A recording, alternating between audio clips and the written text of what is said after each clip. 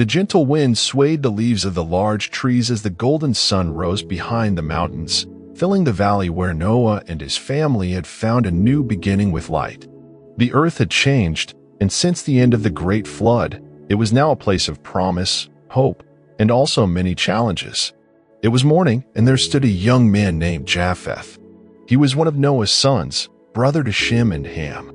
With careful steps on the still damp ground, Japheth helped his father erect small tents and cultivate the land, planting seeds in the ground, a symbol of hope for a better future.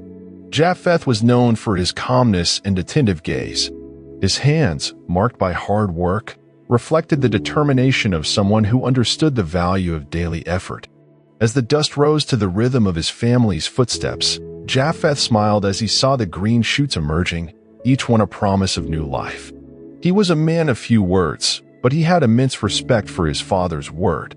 The sound of children playing, Noah's call for another task, the smell of the first fruits harvested, all created an atmosphere of renewal and learning, the perfect setting for a new beginning. Time passed, and one day, a remarkable moment unfolded before Noah's family. After a long afternoon of work, Noah, tired, sought rest in his tent. However, he had drunk too much wine and fell asleep naked. Ham, Japheth's brother, seeing his father in that state, left the tent and told his brothers, mocking old Noah.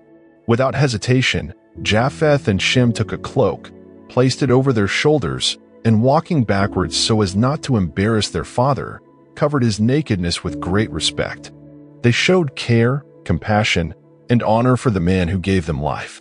When Noah awoke and learned what had happened, he immediately recognized the worthy gesture of Japheth and Shem. He pronounced words of blessing on the sons who had honored his dignity. "May God enlarge Japheth's territory, and may he dwell in the tents of Shem," Noah declared. This blessing carried with it a profound meaning, sealing not only the future of Japheth, but of all his descendants. The story of Japheth teaches us something valuable. Even in the face of error, it is possible to choose honor and respect. Japheth was fully aware of the importance of protecting the dignity of others, even in uncomfortable situations. By choosing to cover shame rather than expose or mock it, Japheth showed that love and respect must be above any judgment or human weakness. In that new land, under a sky full of promise, destinies were being shaped. Japheth's actions not only strengthened family ties, but also served as an example for everyone to live in harmony, cultivating respect and kindness in small everyday actions. What Japheth did not know was that those choices would influence future generations, for his father's blessing would open paths that would transform his descendants into peoples of many nations. However, this is only the first part of Japheth's journey. Soon, even greater challenges would arise as families grew and the land filled with new inhabitants, testing the true scope of Noah's legacy and the meaning of living under blessings. The days passed, and the valley where Japheth lived became increasingly full of life. Tents multiplied, children ran among the crops, and animals grazed peacefully around the new villages. Each morning brought new responsibilities, and Japheth, faithful to the blessings he had received, continued to guide his family with serenity and ethics. He carefully observed the growth of the community, attentive to the way people interacted and treated each other. Some families of his lineage were already seeking land beyond the hills, while others approached him for advice, recognizing in Japheth not only a hard worker, but a model of righteousness and balance. One evening, while gathering firewood with his children, Japheth saw a group of strangers approaching in the distance. They were men from the east, looking tired and restless. As they approached, they asked for shelter and food. Japheth, remembering the lesson he had learned from his father, did not hesitate. He welcomed the travelers into his tent, offering them bread and fresh water while listening to their stories. During the night, sitting around the fire, their faces illuminated by the orange glow, one of the foreigners told of disputes in his homeland, where envy and pride had destroyed friendships and separated brothers. Their stories touched Japheth's heart, reminding him that respect and generosity are rare gems among men. In the days that followed, Japheth helped the strangers settle in the region, integrating them into the community and showing them that blessings are only valuable when shared. However, not all members of the clan welcomed the newcomers. Some murmured words of distrust, fearing they would lose their place and privileges. A climate of tension and doubt began to hang over the valley, testing the principles of brotherhood that had been built with such care. Japheth found himself facing the greatest challenge of his life so far, maintaining the spirit of unity and respect, even when his own family members were overcome by fear and selfishness. In the solitude of his tent, he often knelt under the starry sky, crying out to God for wisdom and strength. It was at these times that he felt, silently but powerfully, the presence of his father's blessing. Determined, Japheth found strength in the example he had lived alongside Noah, ready to fight for peace and guide his people along the path of compassion. And so, the seeds of right choices began to blossom, preparing the entire community for a new era of brotherhood.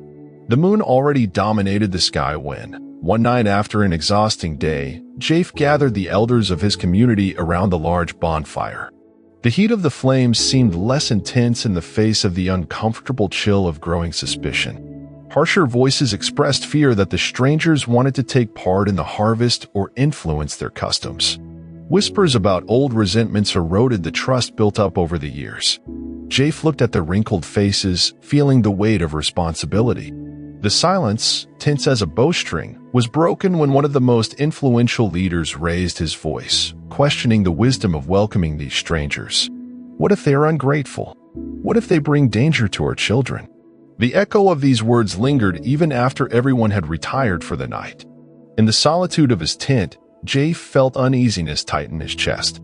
He remembered the time he had covered his father's shame, feeling that God had shown him the value of respect and support for others. Now, however, he realized that helping would not be so simple. It required courage to face opposition not from foreigners, but from the very people he loved. Japheth went out into the open, walking among the shadows of the sleeping tents. In the sky, the stars seemed to hold ancient promises. He knelt down and spoke silently, begging for discernment to act correctly, for he knew that only compassion could block the path of fear. As he meditated, one of the foreigners, an elderly man named Meard, approached him breathlessly. He confessed that the group came from a land marked by division, for there a powerful leader had betrayed the trust of his people, causing mistrust and suffering to flourish. The pain of that revelation moved Japheth, for it was a mirror of what could happen there if there were no forgiveness and cooperation. At dawn, Japheth sought out each family and organized a large gathering, bringing together old and newcomers, mixing their voices, songs, and stories. He spoke of the blessings that grow upon those who practice understanding, recounting how, in the face of error, he chose to protect and not expose. His words, laden with emotion and truth, touched the deepest layers of each heart. Some eyes filled with tears, others exchanged glances, awakening old dreams of unity. At that moment, Japheth understood that his greatest challenge was not to welcome outsiders, but to heal the wounds of his own people. In the warmth of that gathering, amid confessions, promises of change, and outstretched hands, he felt that faith is not only in words, but in sacrifices and choices that renew hope, even when everything seems to be falling apart. In the distance, heavy clouds approached, promising a storm, but there, around the campfire, a new certainty was born. The cycle of respect and compassion would only continue if each person was able to abandon fear and embrace the other as a brother. The dawn painted golden hues on the hills when Japheth awoke with a start at the sound of agitated voices in the distance.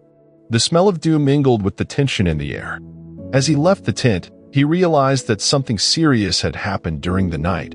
Part of the crops had been destroyed, and animals ran scared across the fields. Around the trampled ground, circles of people murmured veiled accusations, pointing fingers at the newcomers amid whispers laden with fear.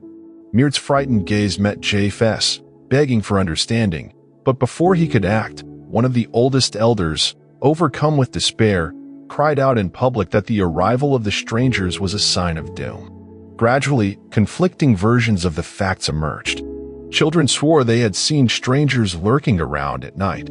Others claimed that the marks left on the ground were different from the sandals of Japheth's people. The atmosphere became unbearable. The eyes of those who had once laughed together now avoided each other, as if a shadow threatened to divide the land in two. Faced with this scenario, Jay felt the weight of all the decisions he had made on his shoulders, the burden of leadership becoming heavier than ever. His hands, once steady at work, trembled, and for a moment doubt arose. Had he failed to protect both the old and the new? Silently, he walked away from the turmoil. He climbed a nearby hill, from where he could see the entire valley, and there, moved by deep anguish, he cried out to the God of his ancestors. The cold morning wind touched his face, mixing tears and sweat. He asked not only for answers, but for the courage to see beyond the momentary conflicts. In a moment of silent communion, Jay felt a strange peace well up inside him. He remembered the stories of Noah, the man who faced the fury of the waters without ever losing faith. He understood then that true leaders do not choose their obstacles, but decide how to overcome them. Determined, he returned to the village. He looked at each person honestly and called everyone to the center of the village. Under the rising sun, he confessed his uncertainties and shared the vision he had had. No field blooms where there is division. No root takes hold in the soil of hatred. He encouraged everyone not to seek blame, but joint solutions, proposing to share resources until the harvest was restored. He asked the foreigners for trust and the ancestors for protection. His gaze confronted fear and ignited a stubborn hope, making it clear that the true tribe is the one that chooses to walk together, even when the clouds announce a storm. At that moment, Japheth matured, not because the problems had disappeared, but because of his relentless choice to start over and lead with faith. The afternoon fell heavily over the valley, tinging the fields with a golden twilight, when a dark and unexpected cloud began to form over the community. Thick raindrops soon exploded on the ground, as if the sky also mourned the division between families. The wind howled, tearing leaves, shaking tents, forcing everyone to seek shelter. Inside the village's main tent, the air was heavy. Japheth, covered in mud, his hair stuck to his face, entered with determination.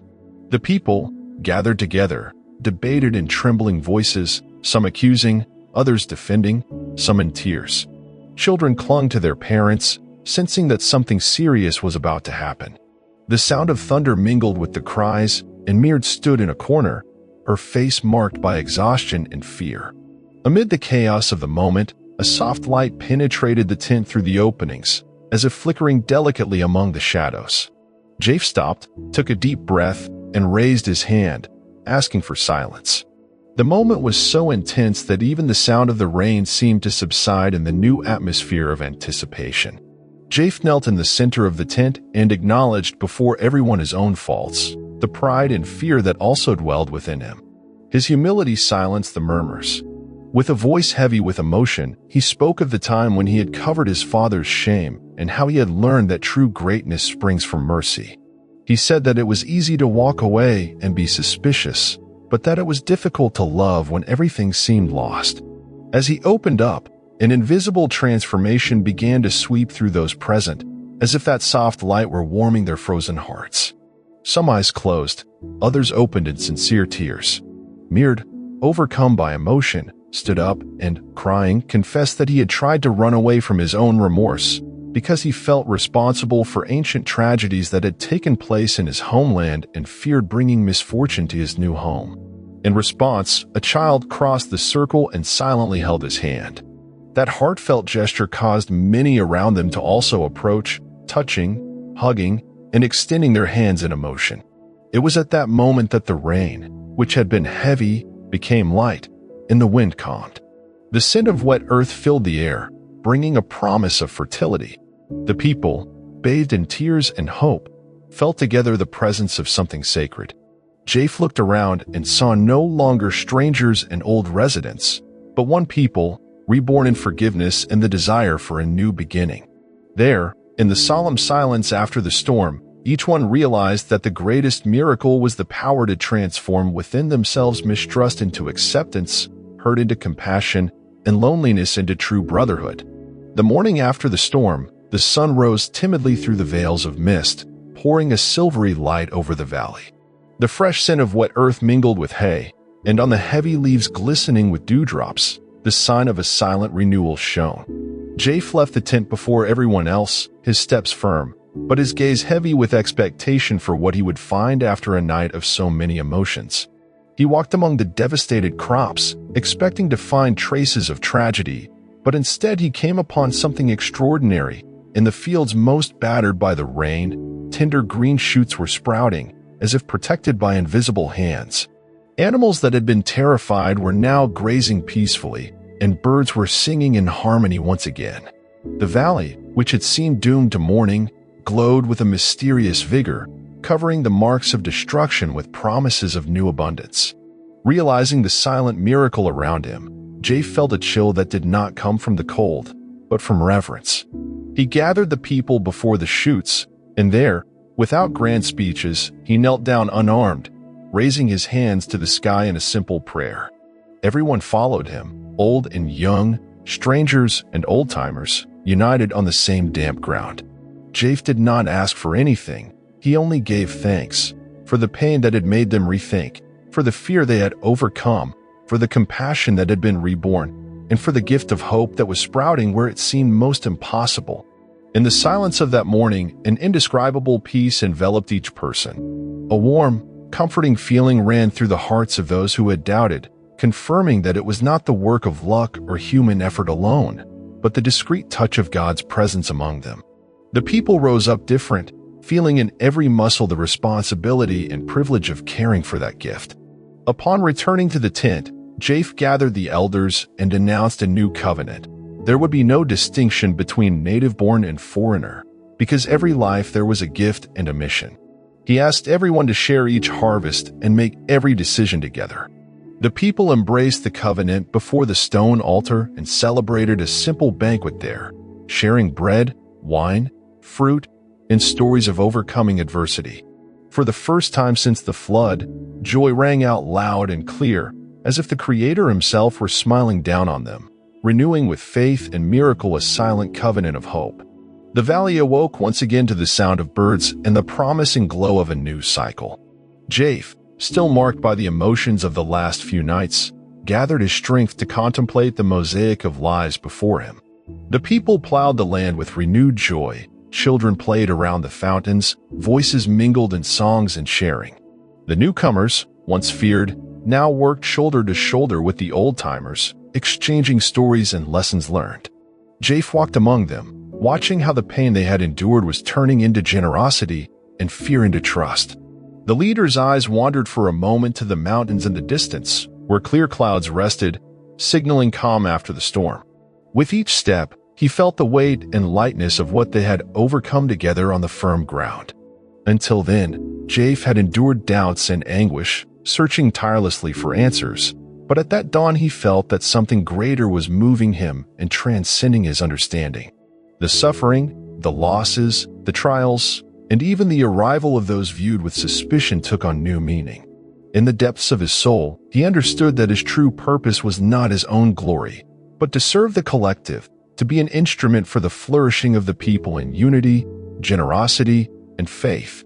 As he gathered everyone around the stone altar to work the fields together, an inner voice whispered to him that the journey was just beginning, but now it was more beautiful and secure, for it was founded on trust. There, in the center of the valley, a moment of sacred intensity arose. Faces turned toward one another, hands joined, differences became bonds and strength. The weight of offenses dissolved into forgiveness. Fear of the unknown turned into embrace and sharing.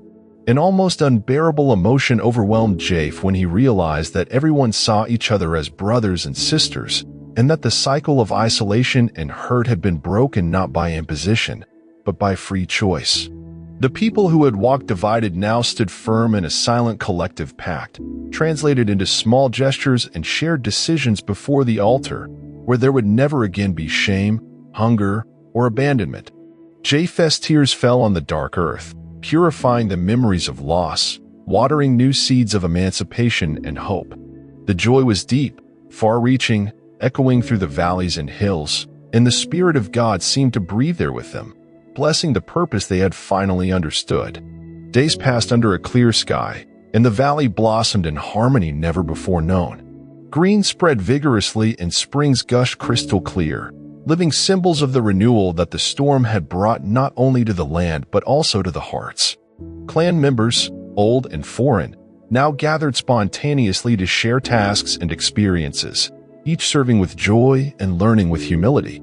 The fears that had once separated men and women, parents and children, friends and newcomers dissipated like mist in the sun. Japheth saw former enemies sitting together, laughing and sharing stories about the stormy nights and the doubts they had overcome. Children created new games combining the traditions of their families of origin, and old advice became opportunities for growth. Among families, gestures of kindness multiplied. A woman left some of her wheat for someone who had fallen ill. A young man helped an elderly person rebuild a fence, and strangers were invited to celebrate the same rituals. The stone altar had become a focal point not only for prayer, but also for gatherings, decisions, and celebrations. No one walked alone through the valley. Fear of the past had become a distant memory, and the old wounds of bloody divisions began to heal. Japheth knew that it was not the fruits harvested or the animals saved from the storm that marked his victory, but the reconciliation forged within the community. In the presence of all, Japheth gave thanks for the most precious lesson. True strength springs from humility.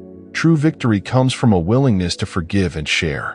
Before the assembled people, he declared that everything they had gone through had brought growth and understanding, for it was only through suffering that compassion had blossomed, and in difficult choices that faith had reached its most luminous phase. As night fell gently and stars slowly lit up the valley, the people, once marked by fear, now knew the taste of healing and true victory. Smiles, hugs, and joyfully shared hymns affirmed the greatest discovery. Together, they had found meaning and destiny, renewed by the gift of coexistence in their alliance with God and with each other. The sky dawned tinged with gold, the first rays gently touching the valley that now breathed in true peace. At that dawn, a deep silence filled the air. More than calm, it was the expectation of something sacred. Japheth awoke to the soft sound of the wind rustling through the leaves, feeling the presence of an invisible force guiding him. Without words or haste, he walked to the center of the valley, where the stone altar stood silently, like a sentinel of the promise made when all seemed lost. The people, guided by a silent call, gathered one by one, adults and children, young and old. All carried hope in their eyes, but also amazement at walking together, finally free from the old burden.